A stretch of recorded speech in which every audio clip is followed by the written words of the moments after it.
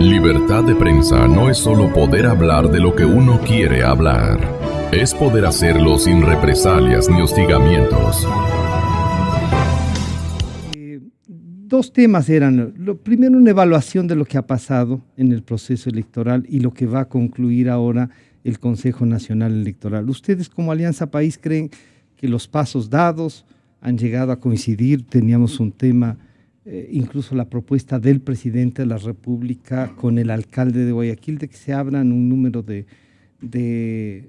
no sé si de urnas, de actas, para eso. ¿Cuál es esa percepción suya? Bienvenido, buenos días. Muy buenos días, un gusto. Sí, creo que estamos ya asistiendo a lo que son las postrimerías del proceso electoral propiamente dicho, y se van el día de hoy a realizar precisamente la revisión de las actas que han sido impugnadas, tal cual señala el Código de la Democracia. Esos son los recursos, las impugnaciones que están previstas en la ley, y por ende ahora lo que se hará es revisar todas, y en esto quiero ser enfático, el 100% de las actas impugnadas. El 100% de las actas impugnadas. Es decir, tanto el Movimiento País como el movimiento político La Alianza Creo Suma plantearon unas impugnaciones. Estas impugnaciones, más allá de las que efectivamente se anunciaron, pero no se presentaron ni se establecieron ningún fundamento, más allá de las repetidas, se van a contar el día de hoy todas, el 100% de las actas que han sido impugnadas, tanto por la Alianza Creo Suma como también por el Movimiento País. Esto significa aproximadamente el 12% de los votos, el 12% de los votos. Y esperamos que quienes se dicen que participan con vocación democrática puedan ir, pues, y efectivamente puedan establecer y más que argumentos, porque los argumentos ya están planteados, ahora lo que se va a hacer es recontar voto a voto estas juntas. No solo la revisión de actas, sino voto a voto. Voto a voto, no solo la revisión de actas, la revisión de actas ya se hizo, y de esa revisión de actas hay unas impugnaciones. Hay unas impugnaciones, y esas impugnaciones van a llevar a que ahora se abra las juntas electorales y se revise voto a voto. Esto va a tener presencia de delegados, entiendo yo, de la OEA, y también hemos sido invitados los delegados de los diferentes movimientos políticos que hemos solicitado. Nosotros vamos a asistir, obviamente.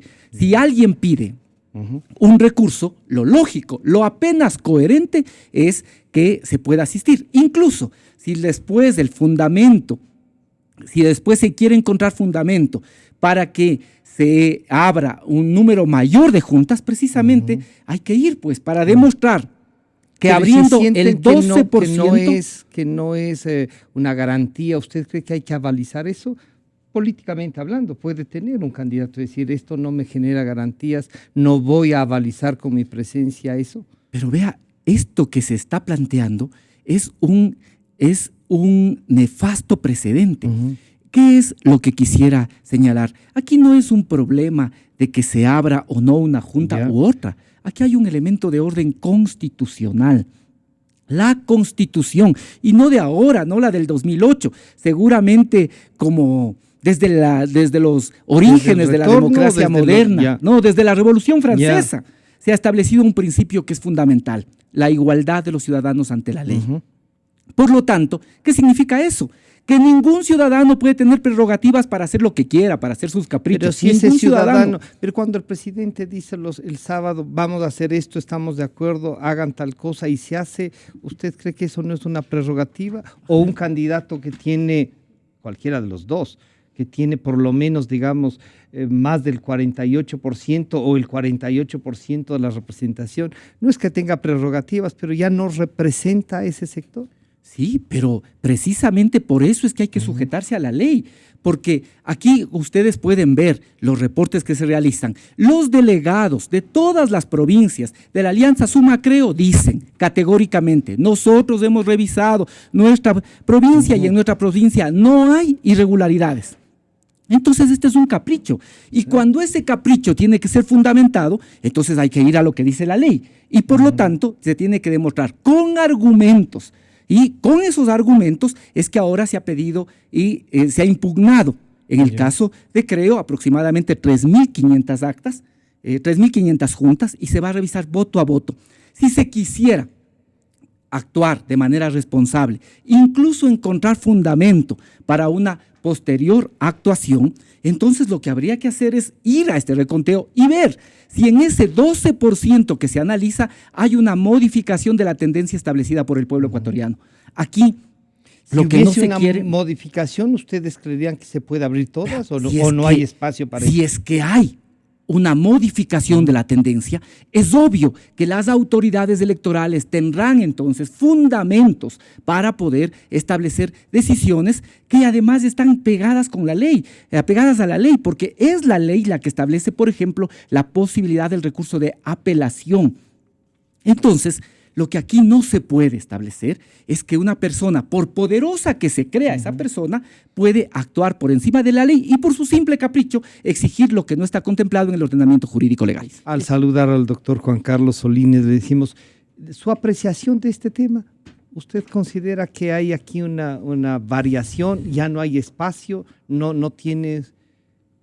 Bienvenido, buenos días. Gracias, Francisco, por la invitación. Un saludo a toda la audiencia de Radio Exademocracia.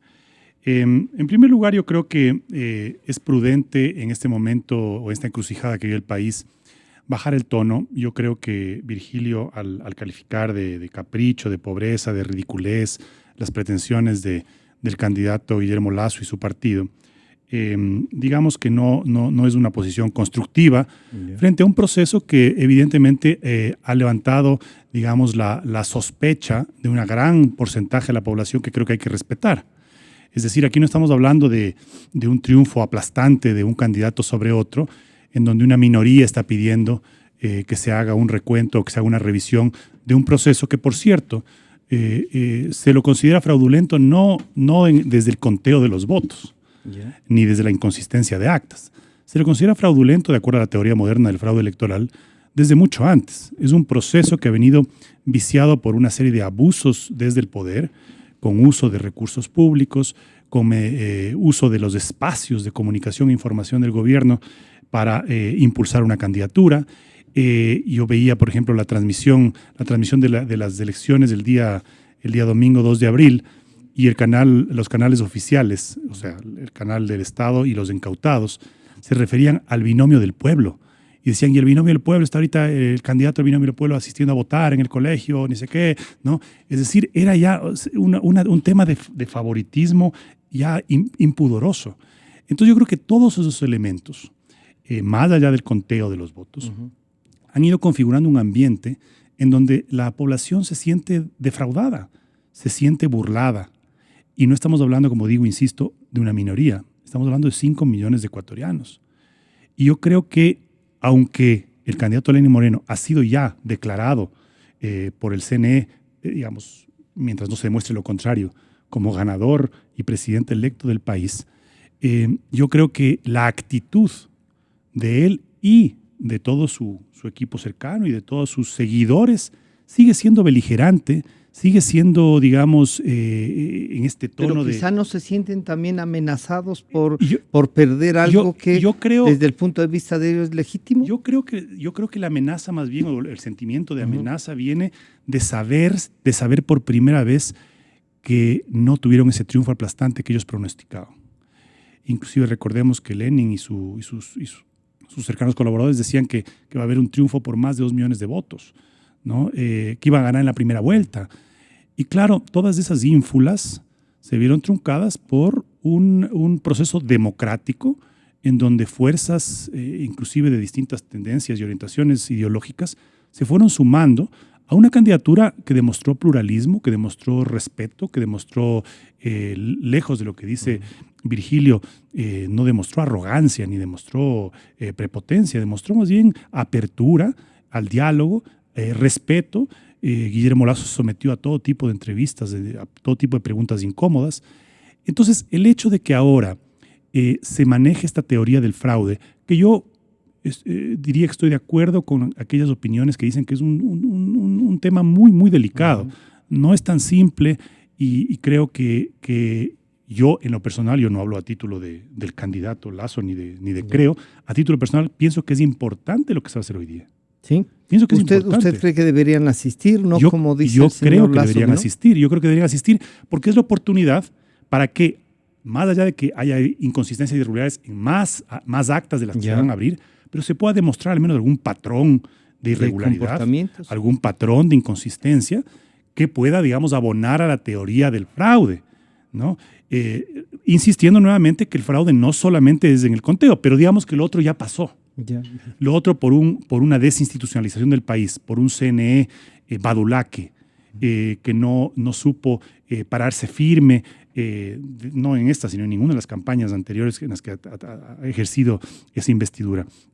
Un CNE badulaque, digo, no supo controlar todos esos otros elementos que configuran también un fraude, ¿no?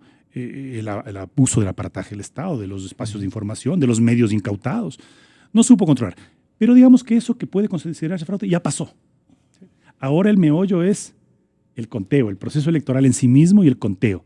Y frente a eso, yo creo que hay que aprovechar esta oportunidad, ¿no? Más allá de que se catalogue de un sainete o de que es un CNE que ya acomodó. Pero ¿y cuál es la otra opción, Francisco? O sea, es la que intentamos descubrir si hay otra opción. La institucionalidad, claro que no tiene credibilidad. Claro que ha sido devastada en estos 10 años. Claro que la gente no cree en las instituciones. Si antes había poca institucionalidad, ahora no hay ninguna. Pero esas son las instituciones que existen. Pues. Estas son las reglas del juego. El desconocer eso sería ya entrar en un proceso de anarquía. Si es que no sale como estaba pensando, si hay fraude, entonces. Mire, yo no voy a caer en estas provocaciones. Yo vuelvo a señalar, yo creo que, y me ratifico, el único fraude fue el mediático, que fue una trama montada para intentar engañar a la ciudadanía y con eso tener el pretexto para movilizar. Yo sí me indigno frente a esto y me indigno también frente a la falta de seriedad. Hoy lo que se está haciendo es procediendo a recontar todas las juntas que fueron impugnadas. No se está siguiendo la recomendación de nadie. Me parece que aquí de las cosas que ha dicho Juan Carlos hay que ser precisos.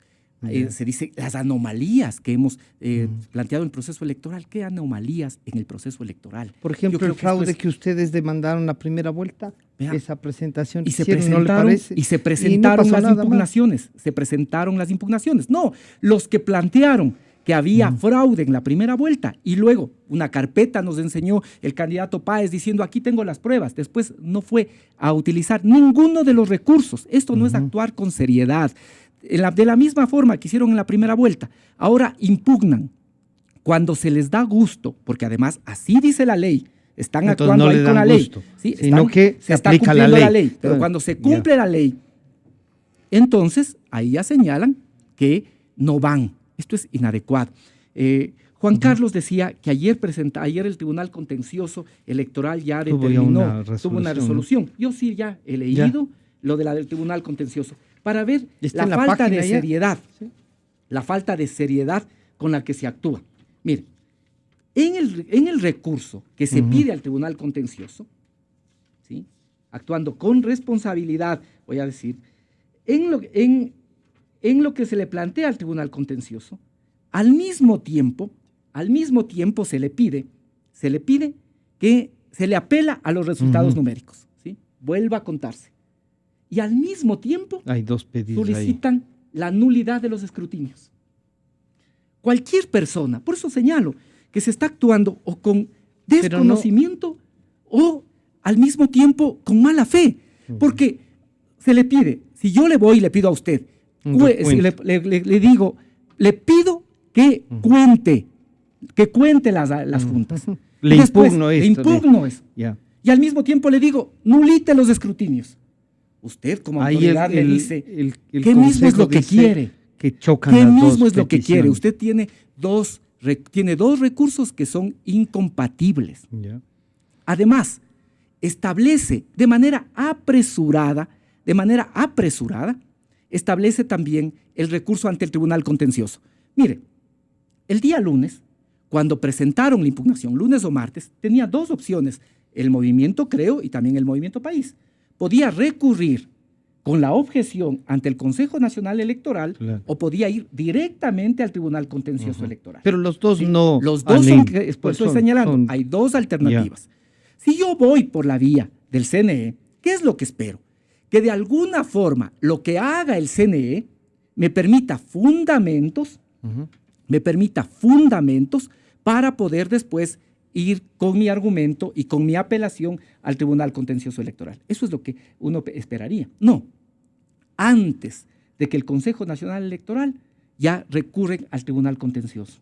Y al Tribunal Contencioso, por un lado le dicen, le hacen dos planteamientos. Le hacen dos planteamientos que son, a su vez, incompatibles. Eso es lo que dice el contencioso electoral. Eso es lo que dice el contencioso electoral. Entonces, no se está actuando. Por eso yo señalo, seguramente ahí no hay la asesoría de un profesional como Juan Carlos Solines y por eso cometen esa serie de errores, de desaciertos, que yo pienso que es una burla para la ciudadanía. Digo, tantos errores son simplemente al azar o son una cadena de errores absolutamente intencionados. ¿Para qué?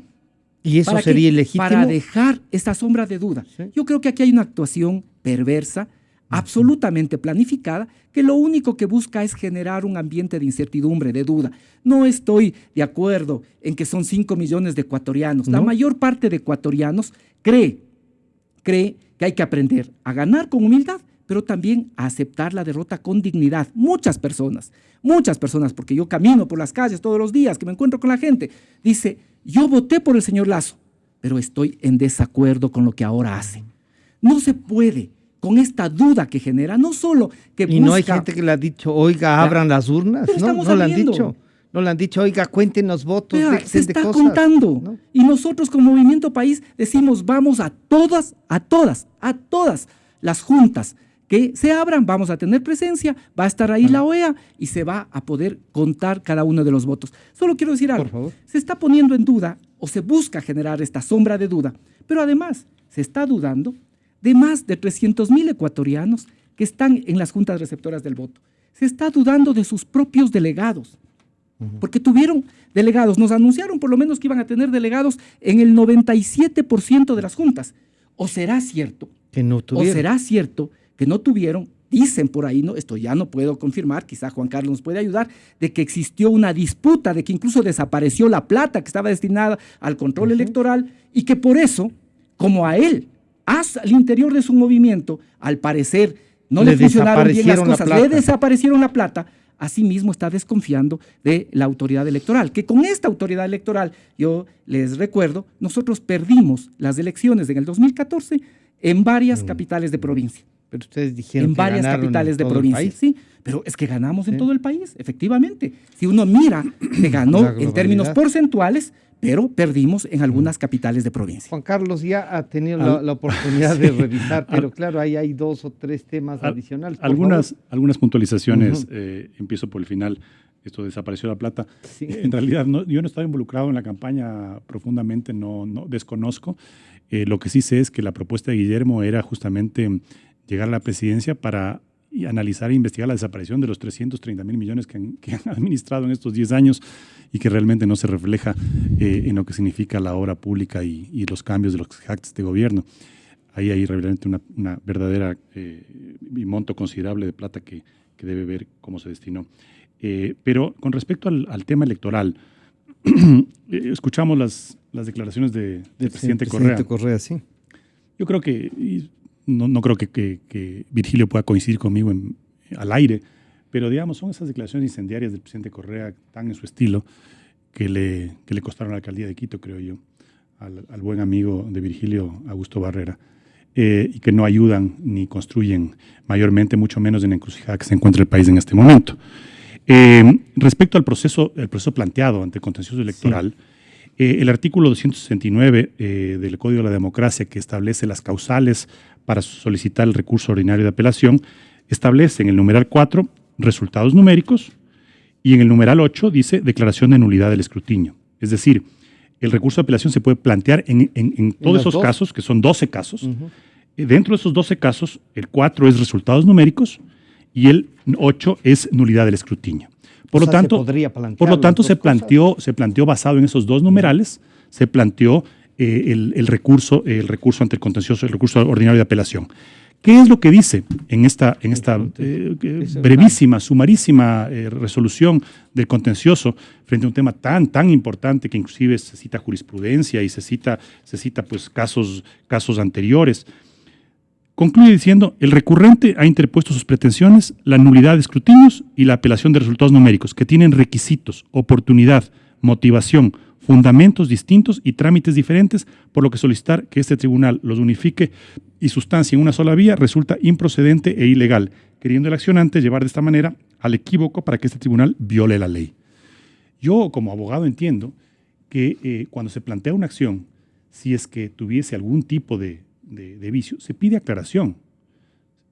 Lo que correspondiera que el Tribunal Contencioso Electoral diga: por favor, establezca qué mismo quiere, porque usted está planteando dos pretensiones, si es que ese fuera el caso, ¿no? Que es el que argumenta. No se puede plantear las dos pretensiones de acuerdo a la... Sí, pero aquí dice el Contencioso Electoral que tienen trámites, procedimientos y momentos distintos. ¿Ya?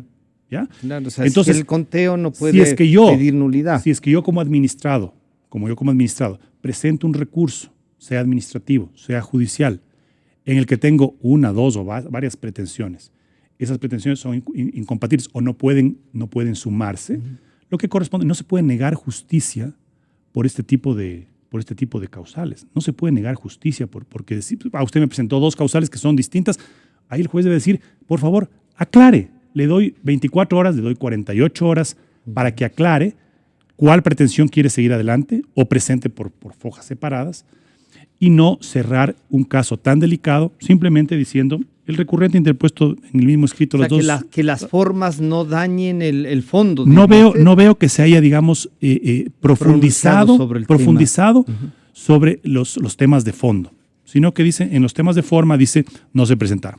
Y esto creo yo que sí es lamentable porque como digo, se estaría sacrificando un bien superior, que es la determinación de si efectivamente hubo anomalías y es que hubo motivos para nulitar el escrutinio por un tecnicismo jurídico subsanable, creo yo. Entonces, yo creo que eso es importante mencionar. Sin embargo, creo que estas son las instancias que existen. Estas son las instancias que existen y lo que corresponde ahora es ir a las instancias que continúen en caso de que no se haya logrado justicia, en este caso justicia electoral, continuar con las instancias que vengan al caso, incluso a nivel internacional. Pero creo que hay que recurrir a los procedimientos establecidos en el Código de Democracia, y en eso coincido con Virgilio, hay que sustentar. Hay que sustentar. De ahí esto de esta teoría del contubernio, del complot entre el presidente Correa y Jaime Nebot, no creo que tiene ningún... ¿Ha habido coincidencias, dirían? Pero sí, más allá de eso... Pueden haber coincidencias en las apreciaciones políticas. Yo lo que le he escuchado a Nebot ha sido que ha dicho: si hay anomalías, que las prueben. ¿No? Y creo que es lo que corresponde. Y por eso insisto, mi opinión personal es que hoy se debe acudir al conteo, al reconteo de los votos, al reconteo parcial de los votos, y determinar si efectivamente hay anomalías, hay inconsistencias, hay algún patrón. Como decía el asambleísta Hernández, ver si hay un patrón de comportamiento y que podría variar en algo las tendencias. Exacto. Sí. Y no quiero dejar, digamos, en el aire, a pesar de que no era el tema, pero se lo trajo a colación y Virgilio lo mencionó, que a un año del terremoto se ha aprobado, decía Virgilio, la institucionalidad. Al contrario, Virgilio, estamos a un año del terremoto, la necesidad de viviendas era de 35,000 unidades en la zona de desastre, y a junio del año pasado, o sea, 3 meses después, no se empezaba con nada todavía, y hoy no se han llegado a 3,000 unidades de las 35,000 que se requieren en la zona del desastre. Entonces tampoco es que funciona, más allá de cómo se han administrado los fondos, que será ya sujeto. Ahora tendremos que esperar a ver qué pasa con el proceso electoral, porque claro, con las instancias de control que tenemos al momento, dudo mucho que se logre investigar. Pero habrá que insistir y pedir cuentas y rendición de cuentas con respecto a los recursos, porque fuimos todos los ecuatorianos los que aportamos esos recursos, y vemos pues que a un año del desastre, veía un reportaje que se salió el domingo, a un año del desastre la situación es realmente infrahumana en la zona del desastre. Vuelvo a decir, se mencionan tantas cosas y yo creo que efectivamente porque hay estos malos asesoramientos es que están tan erráticos. En primer lugar hay que clarificar, como dice la ley, ¿Qué están planteando? Nulidad de las votaciones, nulidad de los escrutinios, ¿sí? O nulidad de las elecciones. Son cosas distintas. No es que el código habla de un solo caso. Claro. ¿Cuándo hay nulidad de las votaciones? Hay nulidad de las votaciones si se realiza en un día y en una hora distintas. Ya. Eso no ha pasado. Si se hubiera practicado sin la concurrencia del presidente y secretario de la Junta. Eso no ha pasado. Si se comprobare suplantación o alteración de todo el padrón. Eso no ha pasado. Bien. Si las actas de escrutinio no llevan firma del presidente y secretario. ¿Sí? Eso no ha pasado. Y en las que pudiese haber duda, precisamente son las que están impugnadas. ¿Sí? ¿Cuándo se declara la nulidad de los escrutinios?